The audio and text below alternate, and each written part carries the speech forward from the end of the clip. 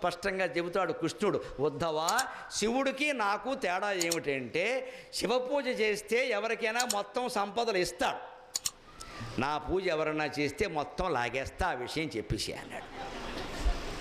చెయ్యాలో అక్కర్లేదో నిర్ణయించుకోండి, కానీ చెయ్యాలి. ఎందుకంటే శివుడు మొత్తం ఇస్తాడు, ముందు ఆయన పరీక్ష, ఎలా ఉంటావో చూస్తాడు.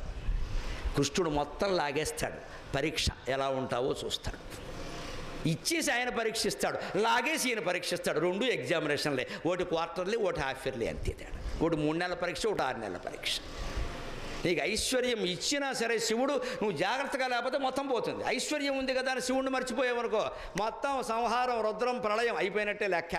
అనవసరంగా ఇచ్చే నీ సన్నాసికి అంటాడు.